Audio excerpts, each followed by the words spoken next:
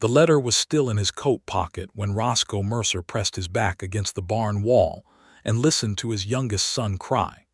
He had read it 47 times. He knew this because he had made a mark on the back of the envelope for every reading, a habit formed during 3 years of silence, and one devastating night when a woman named Maggie Atwood had taken a pen to paper and changed everything he thought he understood about himself. The marks were small and neat, unlike the rest of his life, which had come apart at the seams the way old leather does slowly, then all at once and with very little warning. His son Eli, 8 years old and carrying the full weight of that age in his shoulders, was crying because he had found his father's wedding ring in the drawer beside the kitchen basin. The ring that Roscoe had placed there 2 years, 3 months and 11 days ago, the morning after he buried Clara. Eli had not cried at the funeral. He had stood between his brothers like a soldier, who did not yet know the war was already lost, and he had stared at the mound of red Texas earth with eyes that refused to give anything away. But now, alone in the kitchen of a house that smelled like dust and absence, he was crying because a ring meant something to him that Roscoe had not anticipated and could not fix. "Papa." The voice came through the barn wall thin and wrecked. Roscoe closed his eyes. He pressed his fingers against the letter inside his coat. He felt the paper, folded in thirds, soft at the creases from handling. He had 3 sons. Thomas, 12, who had taken on the personality of a man twice his age, the moment his mother stopped breathing, and had not surrendered it since. Thomas, who cooked breakfast before anyone else was awake, who checked the horses without being asked, who looked at Roscoe sometimes with an expression that said plainly, "I see what you are not telling me." Eli, 8, crying on the other side of the barn wall. And Cooper Mercer, 5 years old, who still occasionally called out for Clara in the night, and who had attached himself to Roscoe's left boot every single morning since the funeral the way a person drowns, completely, without strategy, with every bit of himself. 3 sons, 1 man, a ranch outside of Amarillo that was running short on everything including patience and direction. And a letter from a woman who had asked for nothing. That was the part that had undone him. Every single person in Roscoe's life asked for something. His creditors asked for money. His neighbors asked for borrowed tools. His mother-in-law in Lubbock wrote every month asking for the boys. The land itself asked. It was always asking, always demanding water and labor and decision. He had grown so accustomed to the commerce of human relationship, the constant transaction of need and provision, that he had stopped believing anything else existed. And then a woman named Maggie Atwood had written a letter to the church bulletin board in Amarillo, the kind of postings that ranchers' wives put up when they were looking for work or seeking information about a lost relative, and her letter had asked for absolutely nothing. She had not asked for a husband. She had not asked for money. She had not asked for rescue. She had written, "My name is Maggie Atwood. I am a schoolteacher presently without a school. I have some experience with children who have lost someone important. I know what silence sounds like in a house, and I know how to sit beside it without making it worse. If anyone has need of that particular skill, they may write to me in care of the post office in Dry Fork, New Mexico Territory. I expect nothing in return." That was all. No flattery. No elaborate description of her domestic skills. No promise of a warm hearth and a pleasant disposition. Just a name, a location, a skill, and a refusal to want anything from whoever read it. Roscoe had stood in the doorway of the church bulletin board on a Tuesday morning in October of 1883, 2 years after Clara died, and he had read that letter 4 times before he moved.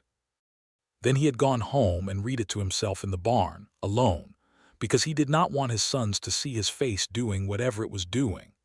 He had been riding for 11 days now, leaving Thomas in charge of the ranch with the help of their neighbor Dale Whitmore, riding southwest through Texas into the New Mexico Territory, because a woman in Dry Fork had once written a letter asking for nothing, and he needed very much to understand why.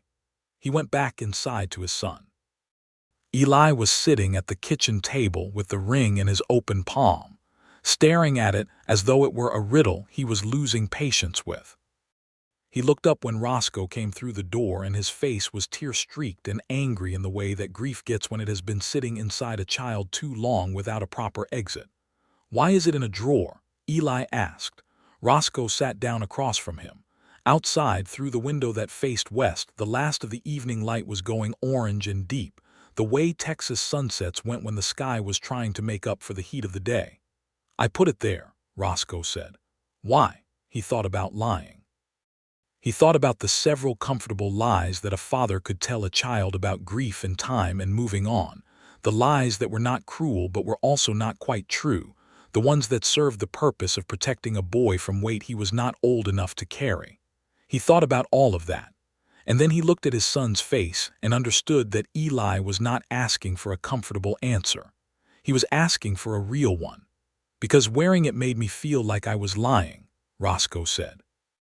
"Your mama is not here anymore, son, and keeping that ring on my finger felt like I was pretending otherwise." Eli looked at the ring. "Does that mean you are going to forget her?" "No." The word came out quiet and certain, the way true things do when they do not need any help. "I am never going to forget your mama, not ever, but I have been standing still since she died, Eli, standing still in a way that is not good for any of us, including you."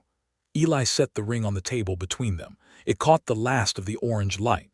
"Thomas says you are going to find a new wife," Eli said. Roscoe breathed. "Thomas talks too much." "Thomas is right most of the time." "He is," Roscoe admitted.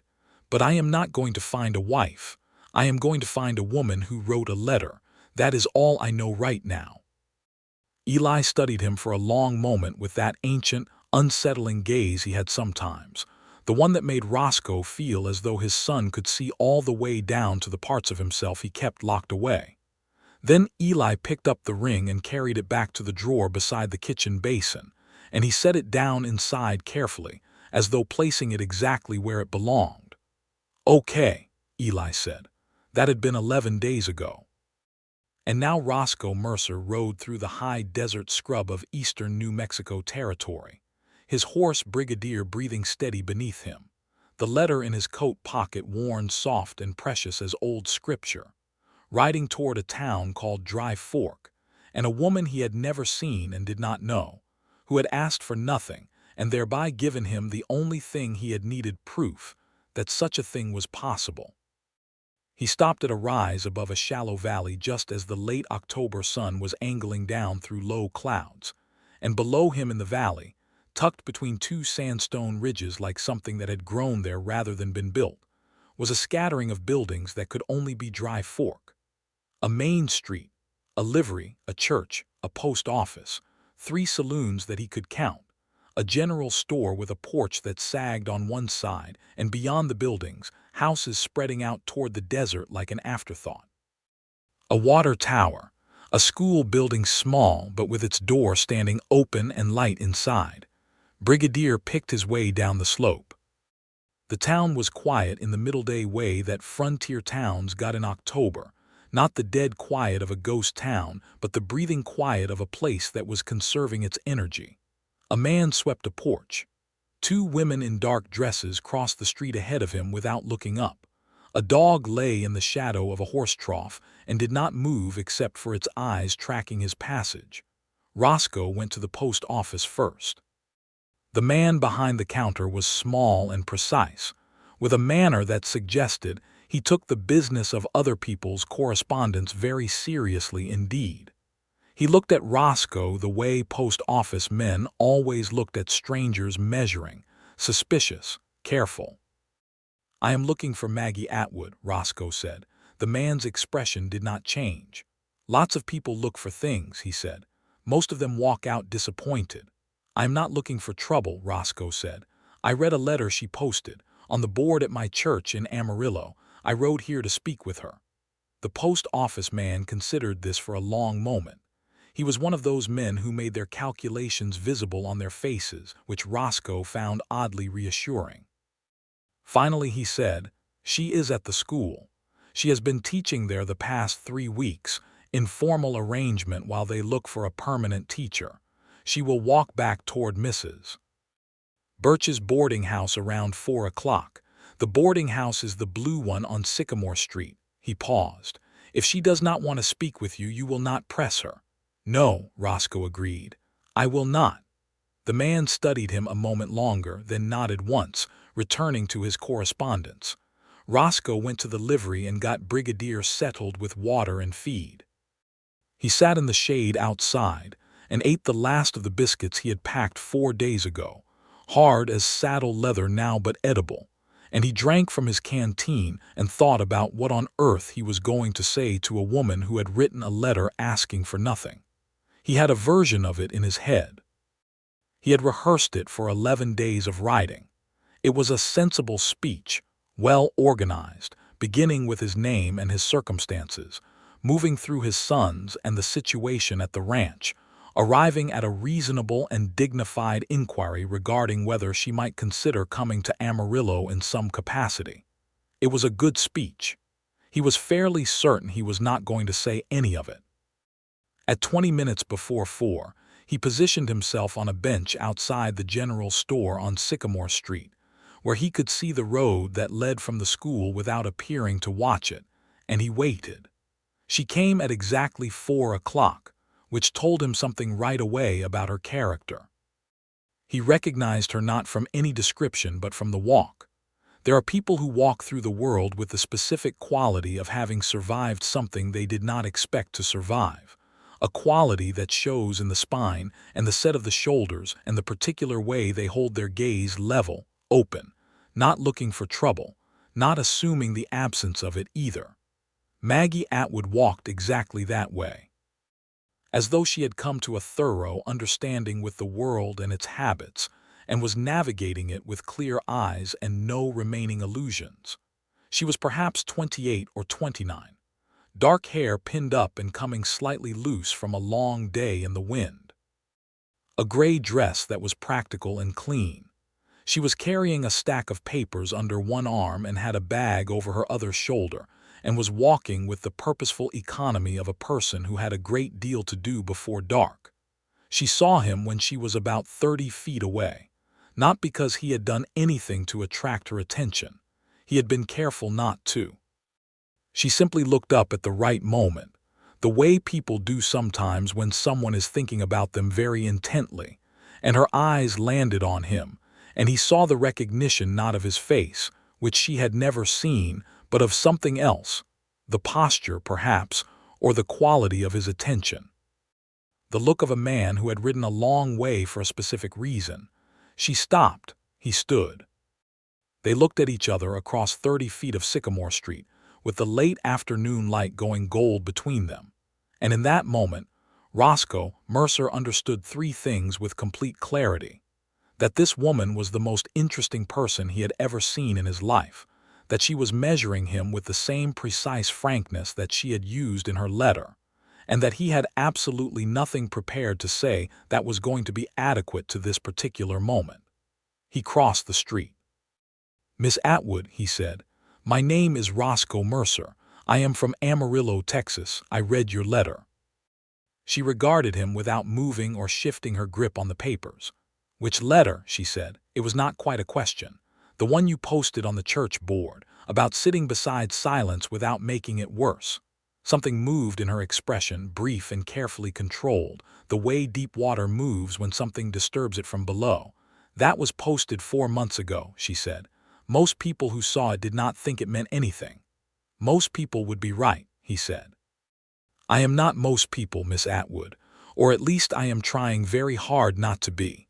She looked at him for another long moment. Then she shifted the papers under her arm and tilted her head slightly, the way people do when they are deciding whether to give something the benefit of the doubt. "Mrs. Birch keeps coffee on until 6, she said. "If you want to talk, we can do it at the table in the boarding house parlor with the door open in plain sight of the street." "That is more than reasonable," he said. "Yes," she agreed. "It is." She turned and walked toward the boarding house, and he fell into step beside her at a careful, respectful distance, and neither of them said anything else until they reached the front door. The boarding house parlor was small and warm and smelled like coffee and old wood and something herbal, dried lavender perhaps, hanging somewhere in the walls. Mrs. Birch was a broad woman in her 50s who looked at Roscoe with the direct, assessing gaze of someone who had spent decades deciding who was welcome in her house and who was not. She brought coffee without being asked, and then positioned herself in the kitchen with the door conspicuously open. They sat across from each other at a round table by the window that faced the street. "You rode from Amarillo," Maggie said. She was looking at him frankly, elbows on the table, her hands wrapped around her coffee cup. In the lamplight her eyes were dark brown, serious, with a quality that Roscoe could only describe as intelligent patience, the look of someone who was accustomed to waiting for people to say what they actually meant. 11 days, he said. "Yes. That is a considerable distance for a letter posted 4 months ago on a church bulletin board in a different territory." "It is," he agreed. "I am aware of how it sounds." "How does it sound?" He leaned forward a little. "It sounds like a man who has been standing still for 2 years and finally recognized something moving." Maggie set down her coffee cup with a small, precise motion. "How long have you been widowed?" 2 years and some months. My wife Clara died of fever in the autumn of 1881. "I am sorry for that." "Thank you. How many children?" 3 sons. Thomas is 12, Eli is 8, Cooper is 5. Something softened almost imperceptibly in her expression at the mention of the children, a slight warming around the eyes that she did not try to conceal. "Your letter," Roscoe said. "The part where you said you know what silence sounds like in a house. That is not something a person writes unless they know it from the inside." She was quiet for a moment. Outside on the street, a wagon went by, the sound of it coming through the glass muffled and distant. "My mother died when I was 13, she said. "My father and I and my 2 brothers were left in a house in Missouri that was suddenly a completely different place than it had been the day before. I know that particular silence very well. I imagine you do. My father never remarried. He went very quiet after she died, and he stayed quiet. He was not unkind, he just became absent, still there but not present. We lost him in a way that was different from losing my mother, but that was also a kind of grief." She looked at him steadily. "I wrote that letter because I have seen what happens when people do not acknowledge that silence. When they try to outrun it instead of sitting inside it for a time and finding out what it requires." Roscoe did not say anything. He just looked at her and understood, with the particular clarity of a man who had been outrunning something for 2 years, that she was describing him with perfect accuracy. "I have also," she said, "seen some children go very dark when they lose a parent and nobody helps them find their way back. I have taught school in 3 towns. I have seen it more times than I would like. One of my sons," Roscoe said, "still calls out for his mother in the night. He is 5. He does not understand why she does not answer." Maggie breathed slowly. "No," she said. "He would not. My oldest has turned himself into a very small, very serious man, and I do not know how to give him his boyhood back. And my middle one, Eli, has all the grief locked up behind his eyes, and it comes out sideways when he is not looking. Last week he cried over a ring for 15 minutes and could not tell me exactly why." "Those are not unusual responses," Maggie said quietly, "for the age. I know, but knowing that does not help me help them." She was looking at him with that precise, serious attention, and he felt the extraordinary quality of it, the sense of being looked at by someone who was genuinely interested in what they were seeing, not for what they could take from it, but simply because understanding mattered to them as a principle. "Mr. Mercer," she said, "I want to ask you something direct, and I want a direct answer." "Yes, ma'am." "Why did you ride 11 days to find a woman who posted a letter asking for nothing?" He picked up his coffee cup and set it down again. He looked at the table. He looked at her.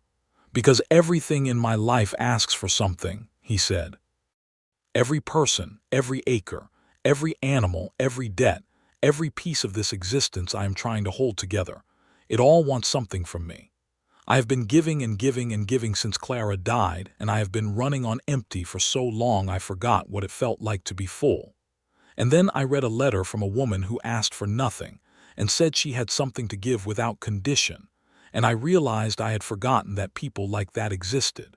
He stopped. "I rode here because I wanted to see if you were real." Maggie looked at him for a very long time. Then she said, "That is the most honest thing anyone has ever said to me while sitting in this room. It is the most honest thing I have said to anyone in longer than I can remember." The lamp between them flickered in a draft from somewhere, and the shadow of it moved across her face, and in that brief, moving light, Roscoe Mercer felt something unlock in the center of his chest that had been closed for so long he had stopped noticing the closed feeling, the way you stop noticing a scar. "I will tell you something honest in return," Maggie said. "I wrote that letter because I was lonely and I had skills I was not using, and I wanted a reason to matter somewhere. But I wrote it the way I did, without asking for anything, because I have spent enough of my life in positions where I depended on someone else's willingness, and I did not want to place myself in that position again." She paused. There was a man in Santa Fe. I had believed we were building something together. He made it quite clear that what I believed and what was actually happening were two separate things." "He hurt you," Roscoe said. "He deceived me," she corrected, with a precision that told him the distinction mattered enormously to her. "There is a difference. One is an accident of emotion, the other is a choice." "Yes," he said, "there is a difference. So when I wrote that letter, asking for nothing and offering what I had, it was as much about protecting myself from another deliberate deception as it was about genuinely wanting to help. That is honest. I try to be." They sat for a while in a silence that was, remarkably, not uncomfortable. Outside, the October evening was going dark and the temperature was dropping, and the sounds of the town were settling into the quieter register of the supper hour. Mrs. Birch moved around in the kitchen, her movements steady and domestic, not pretending not to listen. "I am not here to offer you anything specific," Roscoe said finally. "I want you to know that. I have not ridden 11 days to make you a proposal or to ask you to come somewhere or be something. I came because I wanted to understand who wrote that letter and why, and I wanted to sit across from that person and find out if she was who she seemed to be." "And?" Maggie asked. "And she is more than I imagined," he said simply. Maggie looked out the window at the dark street for a moment. Then she turned back to him, and there was something new in her expression, something careful and tentative that had not been there before, like the first green edge of something growing in ground that had been dry a long time. "I am here for at least another 2 weeks," she said. "The arrangement with the school runs until Mr. Harmon returns from his sister's in Colorado. If you are going to be in Dry Fork that long, we could speak again." "I can stay 2 weeks," he said. "You are certain your ranch can manage without you?" "My 12-year-old is running it," he said. "He will be fine." Something moved in her face that might, very cautiously, have been the beginnings of a smile. "Of course he is," she said. "That is exactly what I would expect from the son of a man who rode 11 days on the strength of a letter asking for nothing." He found lodging at the other boarding house on the east side of town, a less refined establishment run by a man named Colton who asked no questions as long as his guests paid on time and did not discharge firearms inside the building. Roscoe paid for 2 weeks, left Brigadier in the livery, and in the morning wrote a letter to Thomas. Thomas's response arrived 6 days later, addressed in handwriting that was neater and more authoritative than most adults Roscoe knew, and it said, "We are fine. Coop has been helping Dale with the horses. Eli cried again, but he says he is all right. I have been thinking about what you said before you left, and I think you should stay as long as you need to. I can manage things here. Your son, Thomas Mercer." Roscoe read it in the morning light outside Colton's and felt, in his chest, the bittersweet and complicated pride of a man whose child had become capable in circumstances that should not have required it. In the days that followed, he and Maggie built something careful and deliberate, the way people build things when they have both learned the cost of building carelessly. They met each morning at the school after the children had gone in, and he walked with her to the door, and they talked for the 20 minutes before she had to begin her day. They talked about her methods with the children, about the particular challenges of teaching in frontier conditions where half the students might miss a week of school to help with harvest or travel or family emergencies. They talked about the way she handled the children who were grieving, the quiet ones and the angry ones, and the ones who acted out because acting out was preferable to the stillness of sadness. He told her about Thomas and Eli and Cooper with a fullness and detail he had never managed with anyone else, not even Clara's mother, not even Dale Whitmore, who had known him for a decade. He told her about the night Coop had woken up screaming and Roscoe had held him for 2 hours on the porch in the dark, and Coop had finally gone quiet and said, very precisely and clearly, "She is not coming back. Is she?" Papa and Roscoe had said, "No, son, she is not." And Coop had put his face against Roscoe's collarbone and breathed there for a long time without speaking, and that had been the night something shifted in the small boy, some internal adjustment that was painful to watch but necessary. Maggie listened to all of it with the quality he had recognized on the street that first day, that intelligent patience, that genuine interest that was not performing concern but actually feeling it. When he finished talking, she was quiet for a moment, and then she said, "Your son Coop did something very brave. He asked the true question and accepted the true answer. That is harder than it sounds. Most adults cannot do it. He is 5 years old." "Yes," she said. "And he is already doing the work that most people spend their whole lives avoiding. He will be all right, Mr. Mercer. Not without pain, but all right." There was an afternoon in the middle of the second week when they walked out along the creek that ran a 1/4 mile east of town, the water low in the October drought but still moving, still saying its small continuous thing about persistence. The cottonwoods along the bank had gone yellow and were losing their leaves in the light wind, and the light coming through them was the color of old honey, warm and slightly melancholy, and Maggie was telling him about Missouri in autumn, about a particular maple tree in the yard of her childhood home that turned so red in October it seemed almost violent, and she was laughing at the memory, at the way her brothers had fought over who got to jump in the leaf piles. And Roscoe was watching her laugh and thinking that he had not watched someone laugh like that in a very long time, and that the watching of it was a thing he had not known he was missing. She caught him watching. She did not look away. She let the laughter settle, and she looked at him with those direct brown eyes and the October light between them, and she said, "What are you thinking?" "That you have a good laugh," he said, "that it sounds like something that has not been used enough lately." The directness of it surprised her. He could see that. She was accustomed to being the one who asked the direct things. She recovered quickly, but not before he saw the flicker of surprise and something warmer behind it. "You are not what I expected," she said. "What did you expect?" "Someone more managed, someone who had rehearsed what they meant to say and was saying it carefully." She paused. "You say things plainly." "I used to say things carefully," he said. "I think I spent up all my careful somewhere back on the Texas Panhandle." She smiled, and this time the smile reached all the way and stayed, and the afternoon light caught it and held it, and Roscoe Mercer thought, "There it is. That is the thing I rode 11 days to find. Not a solution and not a rescue and not even a plan. Just this, a woman laughing in good light, looking at him as though what she saw there was worth looking at." They stood by the creek for a while without speaking, the cottonwood leaves coming down around them in easy drifts, the water doing its small, persistent work below. "I want to tell you something," Maggie said. "Tell me. I have been thinking about what you said that first evening, about how everything in your life asks for something." She picked up a flat stone from the creek bank and turned it in her hands. "I think you were being honest, but I also think it was not the whole truth." He looked at her. "Go on." "I think the part you did not say was that you had been giving everything to everyone for so long that you had stopped believing you were allowed to want anything for yourself.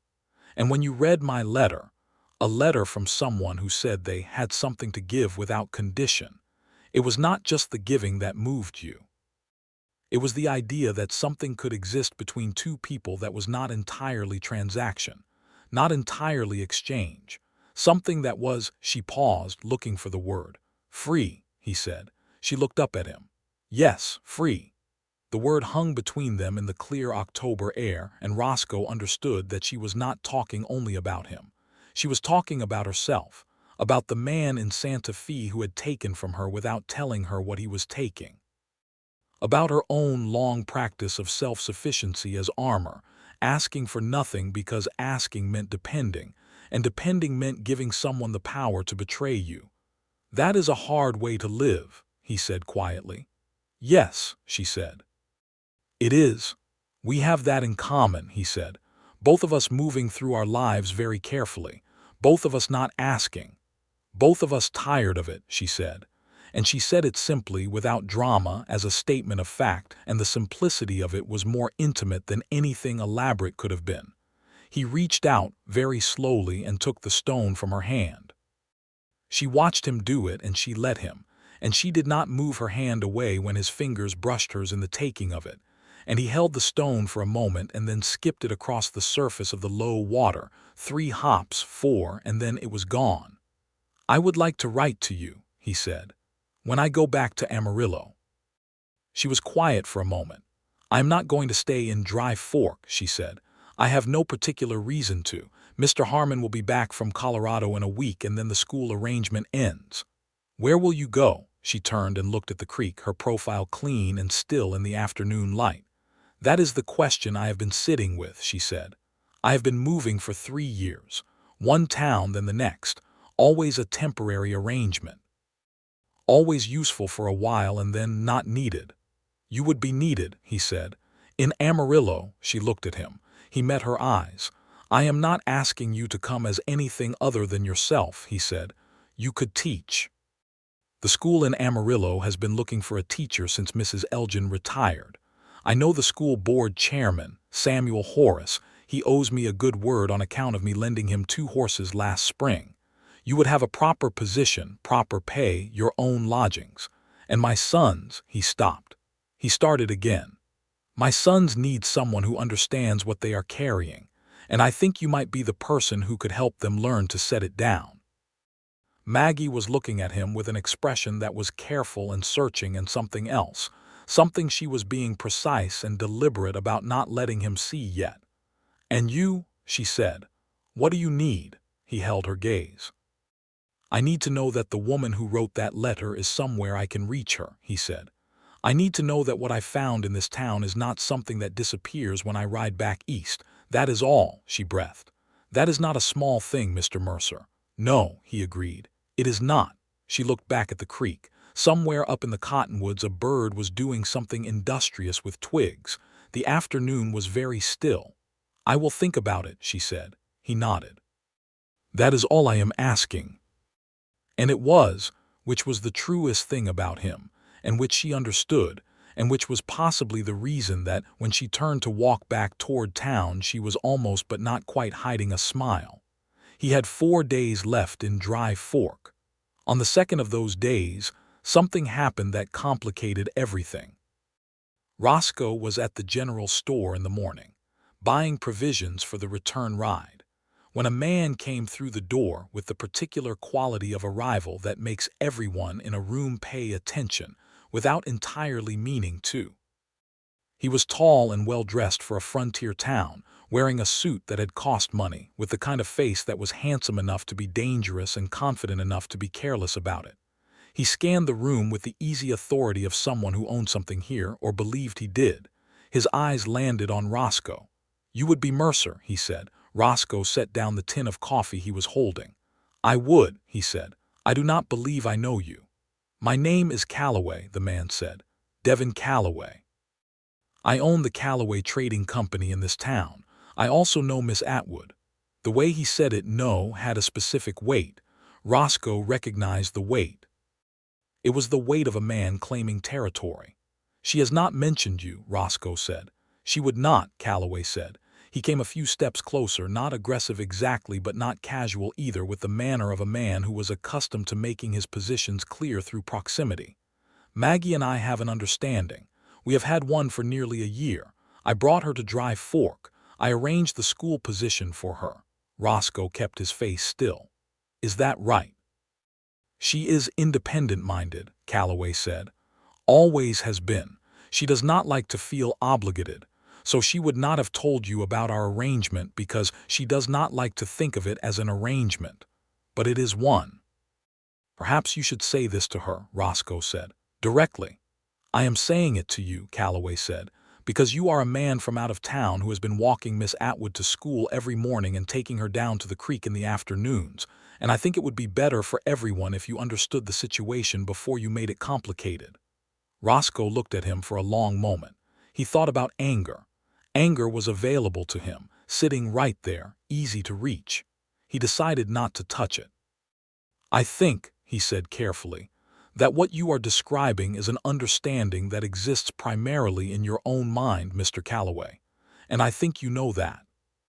Because if Miss Atwood had agreed to any arrangement with you, she would not have been available to walk to school every morning with a stranger from Amarillo.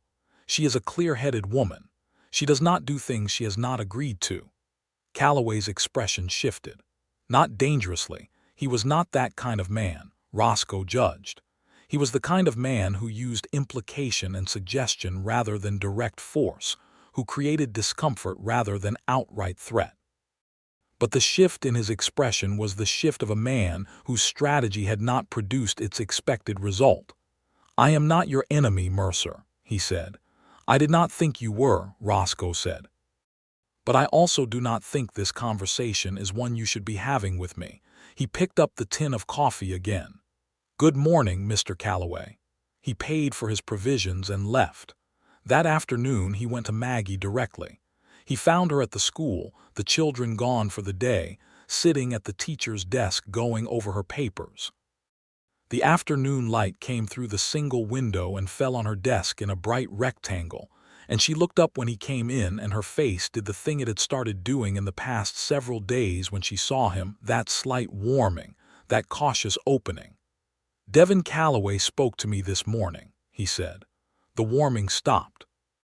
She set down her papers and folded her hands on the desk and looked at him with an expression that was not quite anger and not quite something else. "What did he say?" she asked. "That you have an arrangement, that he brought you here and arranged the school position." "He did arrange the school position," she said. "That part is true. He knows Mr. Harmon's family. He introduced us and suggested I might fill in while Harmon was away." She paused. "The arrangement he is referring to beyond that exists only in his mind, as I have told him twice. He did not receive it well." "No," she said. "He does not receive things well that contradict what he has decided." She looked out the window for a moment. "He is not a dangerous man, Roscoe." It was the first time she had used his given name, and neither of them remarked on it, but it was there, that small shift. "He is a man who is accustomed to deciding things and having the world agree with his decisions.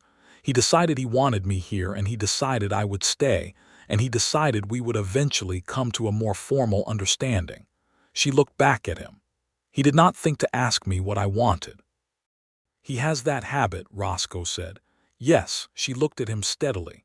"I want you to know that I have no obligation to him, no debt, no arrangement, no agreement. I took the school position because I needed work and the terms were fair, and I have been clear with him that that is the extent of it." "I believe you," Roscoe said. She looked at him for a moment with that measuring directness.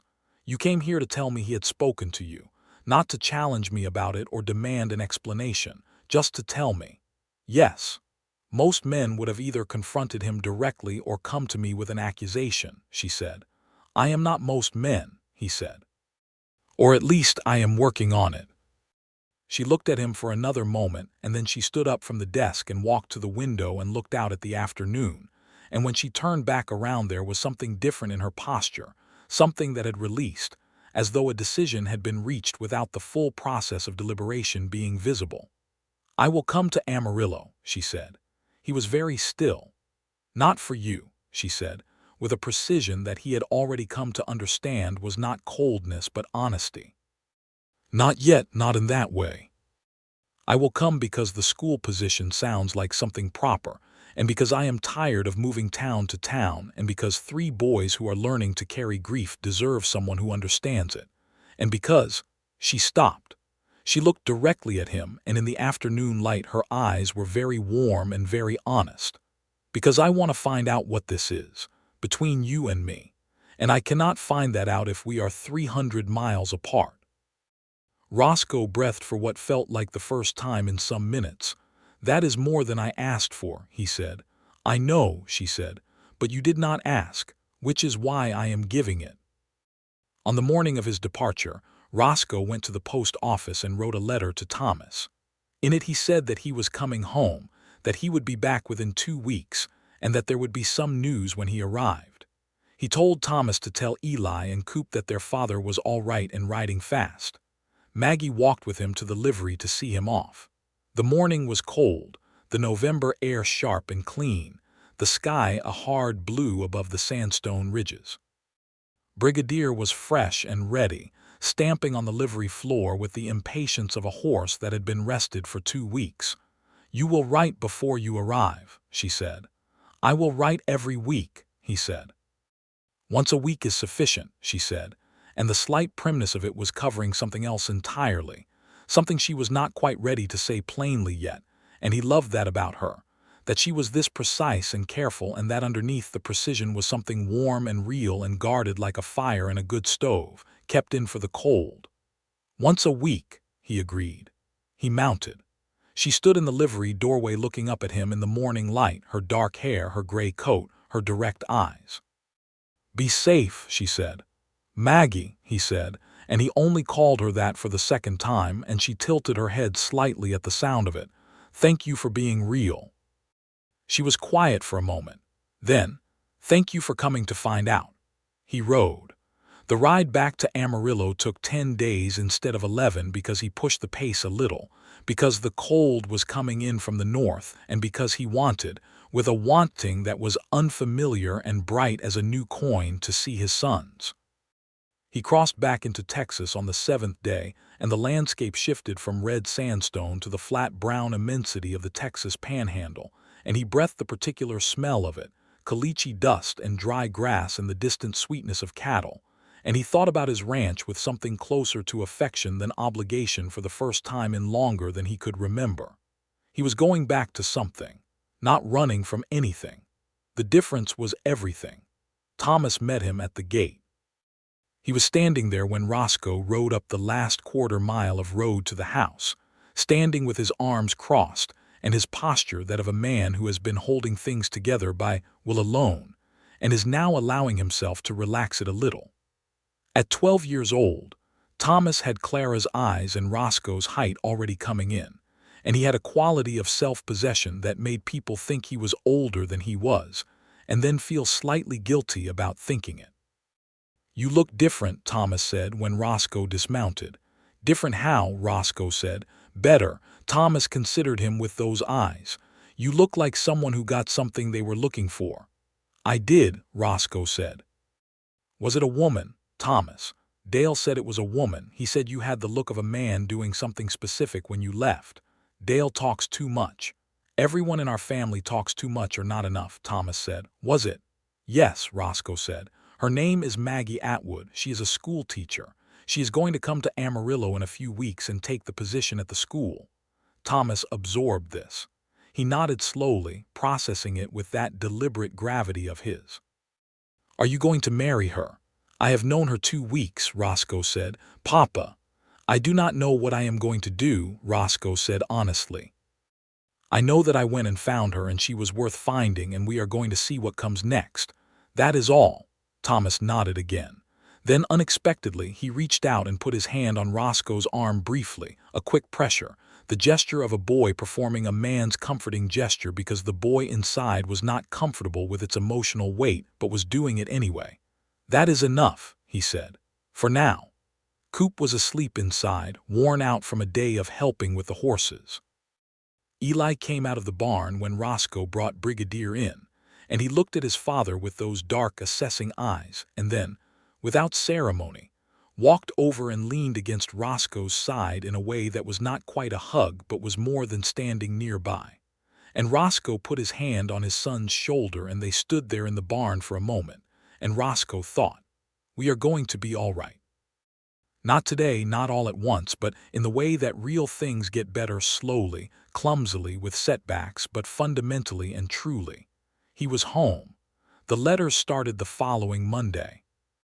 He wrote to Maggie the way he had done everything with her, plainly and directly, without ornamentation or flattery, just the facts of his days and the things he was thinking and the particular details that he thought she would find interesting or useful. He wrote about Thomas and what it had felt like to see him standing at the gate. He wrote about Coop sleeping through his return, and how Coop had woken up the next morning and found Roscoe at the kitchen table and had simply climbed into his lap and gone back to sleep, as though the world was properly arranged again. She wrote back within a week. Her letters were longer than his. They had the same quality as everything else about her: precise, honest, clear, but with a warmth underneath that accumulated over reading. She wrote about the last days in Dry Fork, about saying goodbye to the children in the school, about Mrs. Birch pressing a jar of preserved peaches on her as she left. She wrote about Calloway having stopped by once more to make his case and her having declined with great clarity and no particular ceremony, and about the relief of that being finished. She wrote, "I have been thinking about what you said at the creek, about both of us being tired of being careful. I want you to know that I am still careful by nature, and I do not think that will change. But I am trying to practice the distinction between careful as protection and careful as habit. The first is necessary. The second is just loneliness with a better-sounding name." He read that 3 times before he wrote back. She arrived in Amarillo on the first Monday of December, on the midday train from Santa Fe via Albuquerque, in a gray coat with a carpet bag and a trunk that a porter helped her down with. And Roscoe was on the platform with all 3 of his sons, because Thomas had refused to let it be otherwise.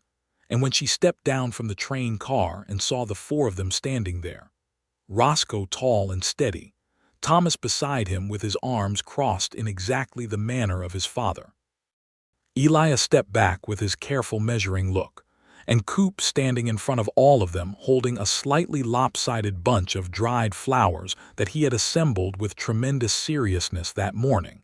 She stopped on the platform and looked at them, and her expression did something complicated and private, and then she gathered it into a smile, a real one, the kind that reached all the way. She crossed the platform and crouched down to Coop's level. "Are those for me?" she asked. Coop held them out with both hands very seriously. "Thomas said I should get flowers," he said. "These are from the yard. Mrs. Whitmore helped me tie them."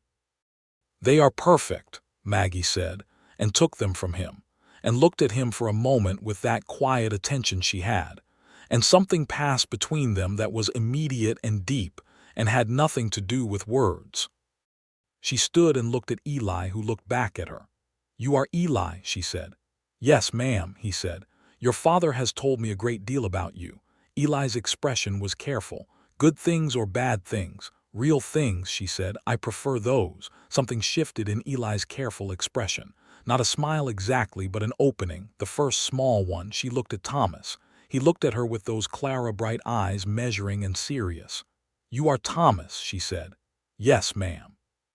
He looked at her the way he looked at everything, directly, completely, as though trying to see through to the structure of it. "Are you going to take good care of my family?" The platform was busy around them, people moving and noise filling the air, but in the small space of the 4 of them and Maggie it was very still. Maggie looked at Thomas and did not flinch from his gaze.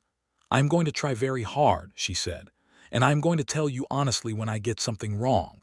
Does that work for you?" Thomas considered this for what felt like a long time. "Yes," he said. "That works." Roscoe picked up the carpet bag. "Welcome to Amarillo," he said.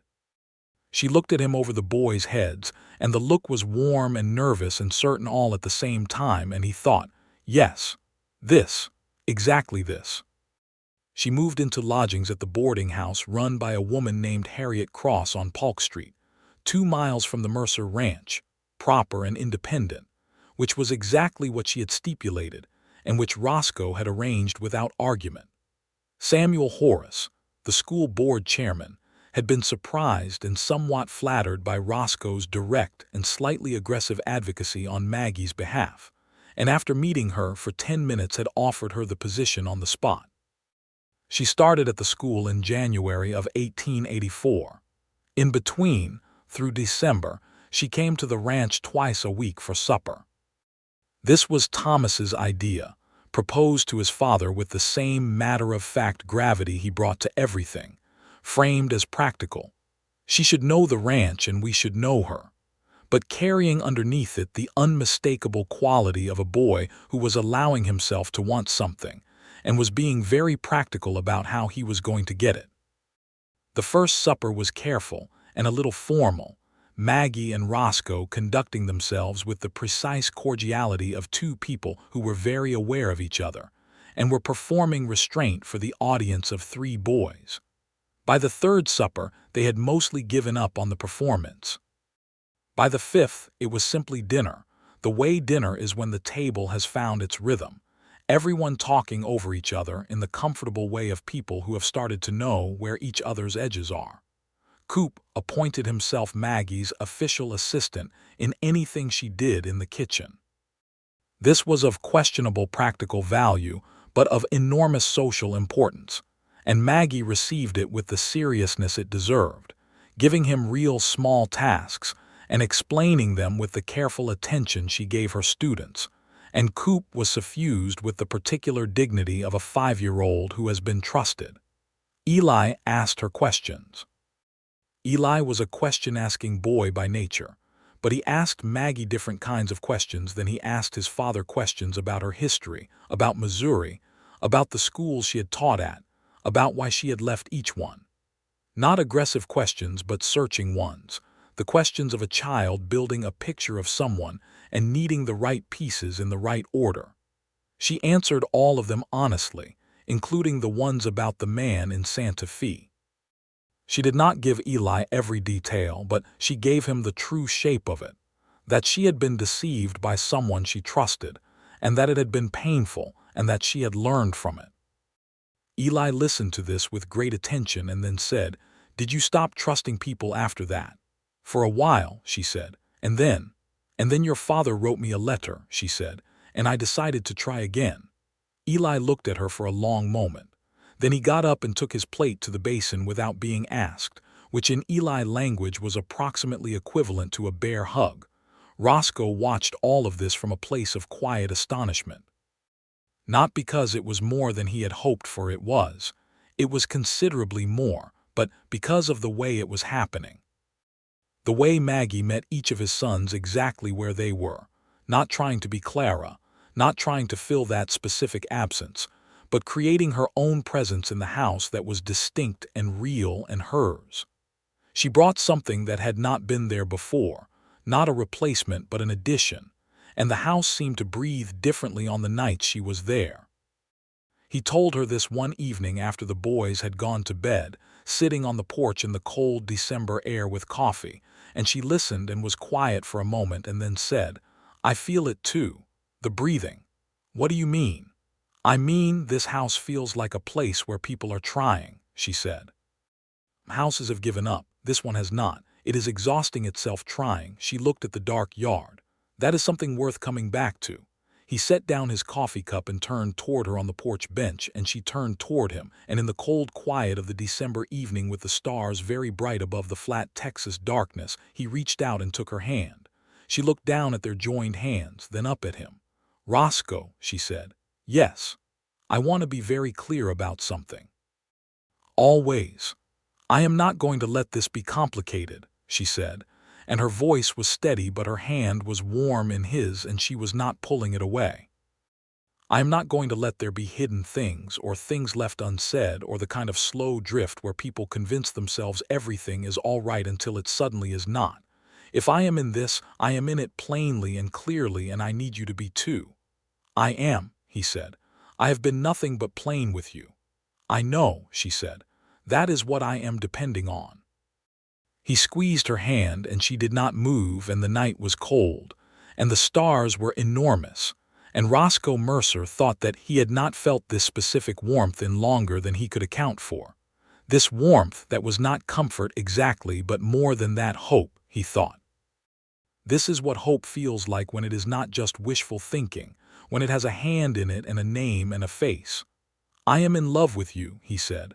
The words came out as simply as everything else he said to her, without drama or performance, just the plain, true fact of it. She breathed, once, twice. "I know," she said. Her voice was very quiet. "And—" She looked at him, those dark, honest eyes, and the look was the thing he had recognized from the first day on Sycamore Street, clear and direct, and carrying everything she was without apology or decoration. "And I am not very far behind you," she said. It was, for Maggie Atwood, an extraordinary admission. He understood exactly how much it had cost her and treated it accordingly. He lifted her hand and pressed it briefly to his mouth, and she let him. And when he lowered it, she leaned very slightly toward him, just a fraction, just enough. And he put his arm around her shoulders, and she settled against his side, and they sat on the cold porch in the December night and looked at the stars for a long time. Christmas came. Mrs. Whitmore, Dale's wife, made clear to anyone who would listen that she considered it deeply inappropriate for Miss Atwood to spend Christmas Day at the Mercer Ranch if things had not been made formal and proper. And Roscoe received this opinion through Dale, with the patient resignation of a man who has lived in a small community long enough to know when to argue and when to wait. He waited. But Maggie came for Christmas Eve, which was not precisely the same thing, and which Mrs. Whitmore could not technically object to, and she brought a pie she had made at the boarding house, a peach pie from the preserved peaches Mrs. Birch had sent her from Dry Fork, and she brought 3 small packages wrapped in brown paper, one for each boy. Coop got a smooth river stone that she had painted with bright colors, blue and red and yellow, animals she had done in the Santa Fe style she had seen during her time in New Mexico, a horse and a bird and a sun. He held it in both hands with the reverence of someone receiving a very precious object. Eli got a book. It was a copy of 2 Years Before the Mast by Richard Henry Dana, and she had written in the front of it in her clear, precise hand, "For Eli, who asks the right questions. The answers are worth looking for." She had selected it, she explained to him, because it was about a real person going somewhere entirely new and finding out what they were made of. Eli looked at the inscription for a long time before he looked up. Thomas got a pocket watch. It was a good watch, not extravagant but solid, with a clear face and a reliable movement, and when Thomas opened the paper and held it in his hand and looked at it, his 12-year-old composure did something remarkable. It cracked. Just for a moment. Just enough to show the boy inside the man posture, surprised and moved and trying not to show either. "My grandfather's watch," Maggie said quietly, so the others couldn't quite hear. "I have been carrying it for 8 years. I think it belongs with someone who needs it." Thomas looked at her. "Why me?" "Because you are the one who is always trying to know what time it is," she said, "in every sense of it." Thomas looked at the watch and then at Maggie, and then he did something no one had seen him do since his mother died. He hugged her. Not the brief shoulder press he sometimes gave Roscoe, but a real one, both arms, the hug of a child who has been holding himself together by himself for too long and has just found something solid enough to hold on to. Maggie held him. She closed her eyes and held him, and Roscoe watched from across the room and felt something break open in his chest that had been sealed for 2 years and 10 months, something that had been waiting for exactly this permission. After the boys were in bed, Roscoe said to her, "That watch. He needed it more than I needed to keep it," she said. "Maggie, I am not sentimental about objects," she said. And then softer, "I am very sentimental about people." He looked at her in the lamplight, this woman who had asked for nothing and given everything, and he said, "Marry me." She had been expecting it. He could see that she had been expecting it. She had probably been preparing her response for several weeks with the thorough preparation she brought to everything. And still, when the words came, something moved through her face that was beyond preparation. "Roscoe," she said. "Not tomorrow," he said. "Not on a timeline that is anyone else's, but I want you to know that what I am asking is real and will still be here whenever you are ready. I am not going anywhere." She looked at him for a long time. "I need a few months," she said. "Not because I am uncertain, because I have been uncertain before and I want to be absolutely sure of the difference." "Take as many as you need," he said. She reached out and put her hand against his face, a gesture so unguarded that it stole his breath, and he leaned into it slightly the way that touch draws you without your deciding. "You are a very good man," she said. "I am trying to be," he said. "No," she said. "You already are. The trying is just the visible part." January came and Maggie took her position at the school, and Amarillo received her with the cautious, but ultimately warm regard of a community that needed a good teacher and recognized one when it found it. She was strict and fair and interesting, and the children responded to her the way children respond to teachers who treat them as capable of genuine thought, with an enthusiasm that surprised even their parents. Coop started school in January, the youngest in her class, and every morning he walked to school with Thomas and Eli, and arrived already in possession of information about what they were going to do that day, that he had somehow extracted from Maggie at supper the night before, and he took his seat with the proprietary air of a boy who knows the teacher personally, and considers this a significant advantage. Eli came home from the first week of school with the book still in his hand, already halfway through it. He did not comment on the school or the teacher in any direct way, but he started setting the table for supper without being asked, and that was Eli for you. Thomas, by February, had developed the habit of stopping by the school on his way home from his own school to walk Maggie to the boarding house, carrying whatever bag or armload of papers she had accumulated in the day. He did this with perfect casualness, as though it were simply the logical and practical thing to do, and Maggie accepted it with the same perfect casualness, and Roscoe watched it from the distance of a supper table and understood that his oldest son had decided this was home and was securing it the only way Thomas knew how to secure things, by showing up reliably and making himself useful.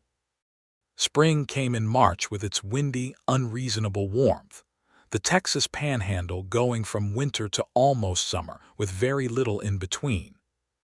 The prairie grass came up bright, and the horses were restless with the warm wind, and the ranch felt like itself again in the way it had not felt in 2 years, as though the land itself was responding to the change in the household's orientation.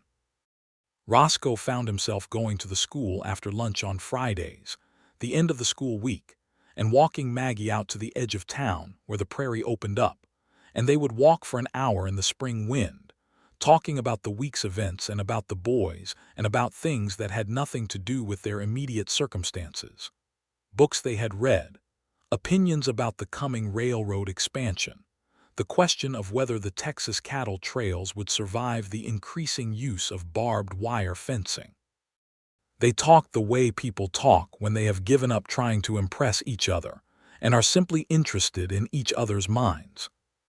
In April she came to supper and asked Roscoe, after the boys had gone to bed, if he would show her Clara's grave. He was silent for a moment. "You don't have to," she said. "No," he said. "I want to." They went out to the back of the property where the single marker stood under a cottonwood tree that was just coming into leaf, and Roscoe stood there in the spring evening and Maggie stood beside him, and neither of them said anything for a while. He had not stood at this grave since the winter, and the ground had healed over the way ground does, and the cottonwood was doing its dutiful spring work above it, and it was peaceful in the way that outdoor places are peaceful when something is simply and permanently settled. She was a good mother, Roscoe said. She was not, we were not, she and I were not a great love story. We were two young people who made a good life, and she was a good woman and I loved her. But I was not. He stopped. "You do not have to explain," Maggie said. "I want to," he said. "I want you to know that what I feel for you it is not the same thing. It is not more or less. It is a different thing entirely." What I had with Clara was good and real, and I do not want you to feel it as competition. But what I have with you," he turned and looked at her in the fading April light. "It is like the difference between a comfortable room and a room where all the windows are open." She looked at him for a long time with those dark, honest eyes. "Yes," she said finally, "that is exactly the right description."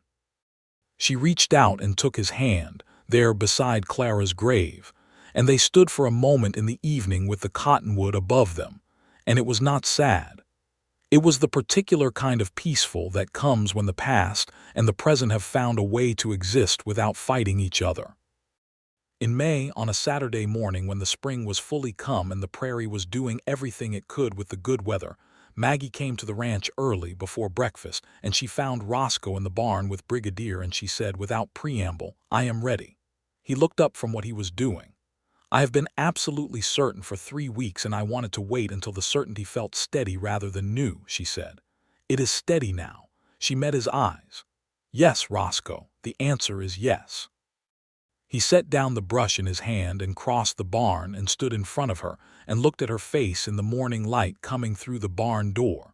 The fine, clear face of a woman who meant every single word she said, always. And he put both hands on her face and tilted her face up toward his and kissed her for the first time.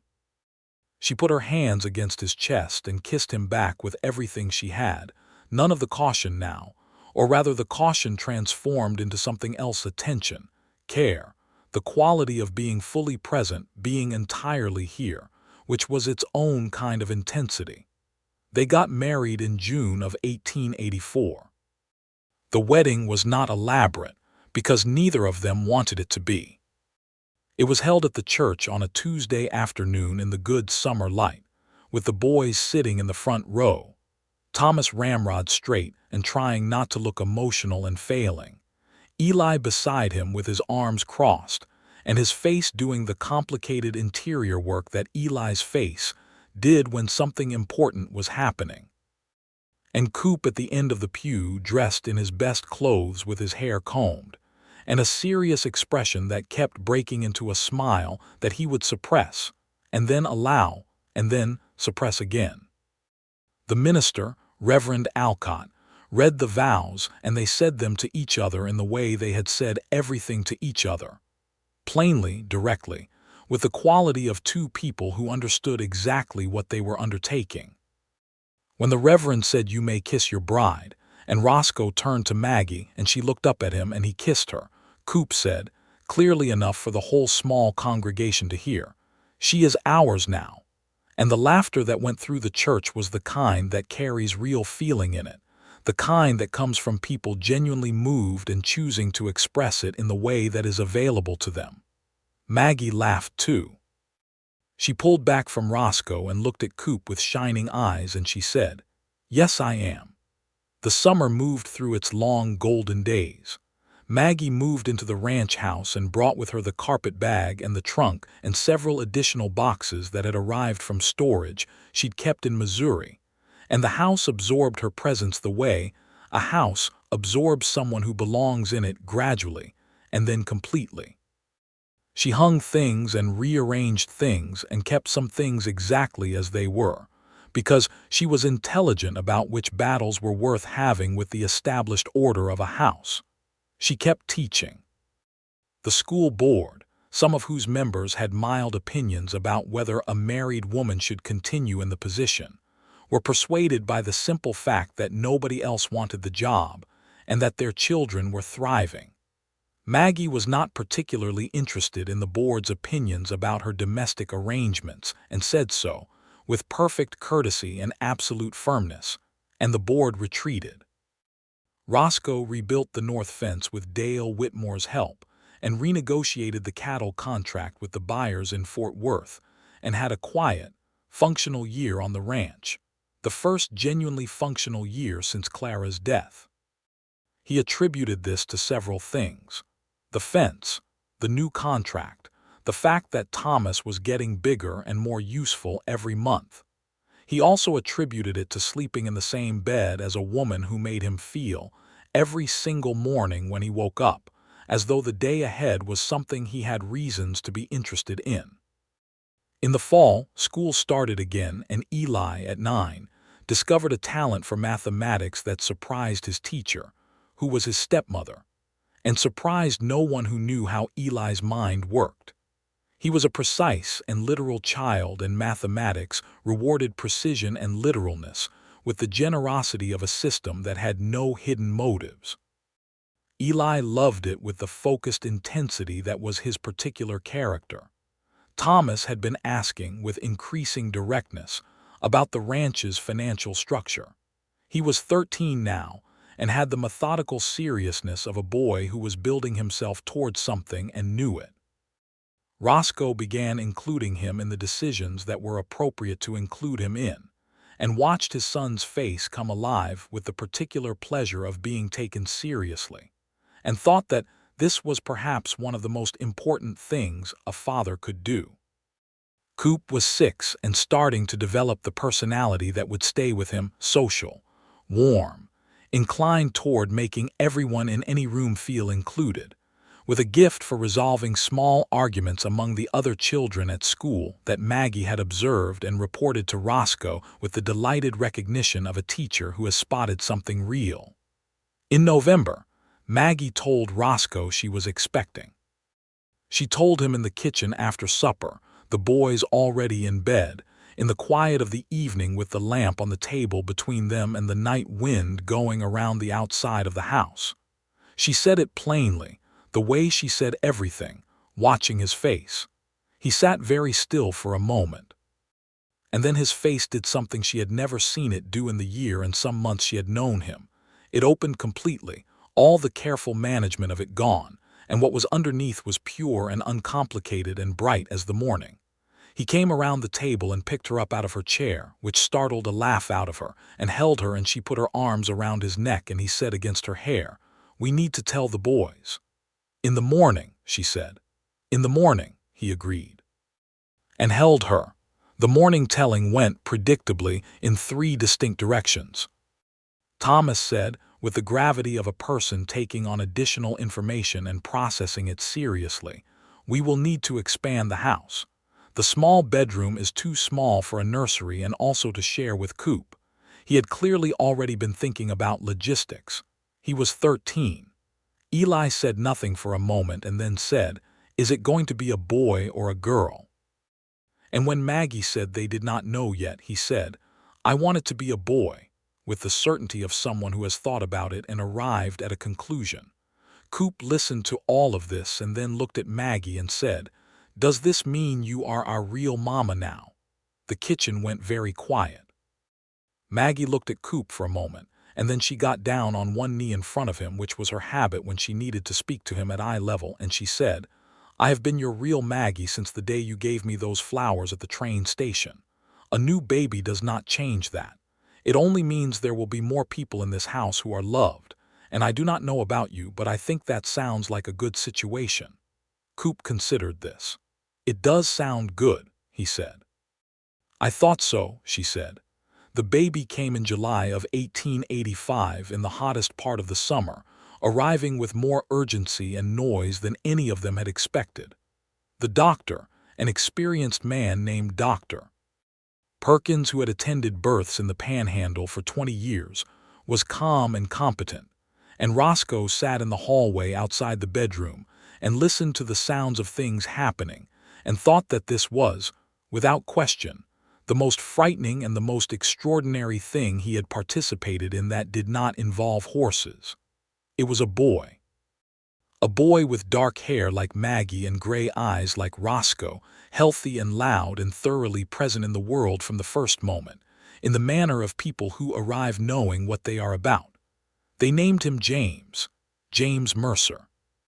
Thomas, when he held his new brother for the first time, was 14 and already nearly Roscoe's height, and he held the baby with the careful solemnity of someone handling something very important, and he looked at the small, scrunched face and said, "Hello, James. I am Thomas. I am the oldest. We are going to get along." Eli held the baby second and looked at him with his precise dark gaze and said, "He is very small." And then, after a moment of study, "He looks like Maggie." And then he looked at Maggie, and the look said everything that Eli's look said, what words were not large enough to contain. Coop held the baby with enormous and misplaced confidence, needing to be supervised closely, and told James a detailed and partly invented story about horses for approximately 4 minutes until James fell asleep, which Coop received as a personal achievement. Roscoe sat beside Maggie in the aftermath of the delivery, in the exhausted quiet of the room, with her hand in both of his and the summer light going long and warm through the window. "How are you?" he asked. "Tired," she said. "Thoroughly and completely tired. That is reasonable. He is very loud," she said. "He is." "I love him unreasonably," she said. "Good," he said. "Unreasonable love is what babies require." She turned her head on the pillow and looked at him. Even tired, even after the enormous work of the day, her eyes were those eyes, direct and warm and entirely present. "Roscoe," she said. "Yes. I want to tell you something." "Tell me." "When I wrote that letter in Dry Fork," she said, "the one asking for nothing, I thought it was the bravest thing I had ever done. Putting myself out there without any protective armor of expectation. Just here I am, here is what I have." She paused. "I was wrong about what the brave thing was." He looked at her. "What was it?" "Answering the door when you knocked," she said. "That was the brave thing, letting you across the street, letting you in." She tightened her fingers around his hands. "I have spent so long behind the armor of not asking that letting someone see me clearly was the hardest thing I have ever done, not the letter, the opening." He raised their joined hands and pressed his lips to her knuckles. "Thank you," he said. "For what?" "For opening," he said. "For letting me see what was inside." She closed her eyes for a moment, a smile moving through her face, the best kind of smile, the one that comes from somewhere too deep to perform. "Get some sleep," he said softly. "Stay," she said. "I am not going anywhere," he said. The years unfolded. Thomas grew into a young man of remarkable competence and quiet warmth, the kind of person who made every space he was in more organized and more honest without making anyone feel managed. He took increasing responsibility on the ranch as Roscoe gave it, and by the time he was 16, he was making decisions about the cattle operation that Roscoe would have approved but would not have improved. He had a methodical heart and a steady nature, and he was going to be, Roscoe thought, the best kind of man, not the showiest kind, but the most reliable, the kind that held things together when things needed holding. Eli bloomed in unexpected directions. At 14, he began reading with a ferocity that alarmed lesser minds. History, science, mathematics, whatever he could lay hands on in Maggie's school library or order through the general store. He had long conversations with Maggie about things he'd read, conversations that Roscoe would occasionally find himself sitting at the edge of, not quite understanding everything being discussed, but understanding that these two precise, literal, questioning minds had found in each other a kind of intellectual home that was one of the truest things he had ever witnessed. Coop was, by general agreement, the social engine of the family. He was the one who remembered everyone's preferences and made accommodations for them without being asked, who mediated disputes with a natural diplomatic instinct that surprised visitors, who could make any person who came to the ranch feel within 5 minutes that they were expected and welcome. He was also, by the time he was 10, the best rider of all the boys, with a physical ease on horseback that seemed inherited directly from Roscoe. James was 3 when Maggie told Roscoe she was expecting again. She told him in the kitchen again, in the evening again, with the lamp between them again. But this time she was smiling from the start of the telling, and he was across the table and on his feet before she had finished the sentence, and she was laughing as he came around to her. This time it was a girl. Rose Mercer, named for Clara's mother, and for the wild roses that grew along the north fence in June, arrived in March of 1888 with considerably more patience than her oldest brother James had shown, and proceeded from her first weeks to regard the household with the calm, interested gaze of someone who has arrived in a satisfactory situation and intends to make the most of it. Thomas was 17 when Rose was born, and he held her with the confidence of a person who had, at this point, considerable experience with small Mercers. He said, "She looks like she is already thinking of something," which was accurate. The day that Rose came home from the doctor's, Maggie sat in the chair by the front window nursing her, and Roscoe sat across from her reading something, and the house around them was full of the sounds of boys, Coop and James in the yard, Eli's footsteps in the upper hallway, Thomas somewhere in the barn, the ordinary noise and life of a house that had found its right size. And Maggie looked at her daughter, and then looked at Roscoe over the small dark head of the baby. He looked up from his reading. She did not say anything. She just looked at him with those dark, honest eyes, and what was in the look was everything that had happened since a Tuesday in October when a man had stood in a church doorway in Amarillo and read a letter 47 times. It was the letter and the 11-day ride and the post office man and the creek in October and the cottonwood leaves and a ring in a drawer and 3 boys in a front row. It was Christmas Eve and a pocket watch and a grave under a cottonwood tree in the spring. It was every Friday walk and every supper and every morning in the same bed, waking up with reasons to be interested in the day. He set down the book. He crossed the room and crouched beside her chair and looked at his wife and his daughter together in the afternoon light, and he thought, with the simple and complete clarity of a man who has arrived somewhere he intended to be, "This is it. This is what I was looking for. Not a solution to the problem of grief, not a replacement for what was lost, not a transaction or a bargain or a careful exchange of need and provision. Just this. A woman who asked for nothing and a man who finally understood what that meant and rode to find her and found her and was found in return." He put his hand on Maggie's knee, gentle and steady. She put her free hand over his.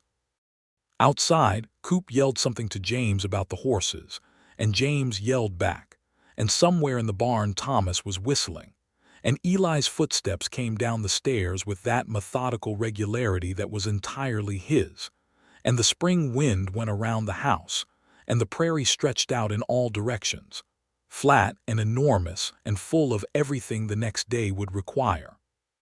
Roscoe Mercer, with 3 sons he had raised and 2 children he was raising, and a woman beside him who had looked at him clearly and chosen what she saw, breath deep. He was not running from anything. He was not standing still. He was, for the first time in longer than he could account for, exactly where he was meant to be.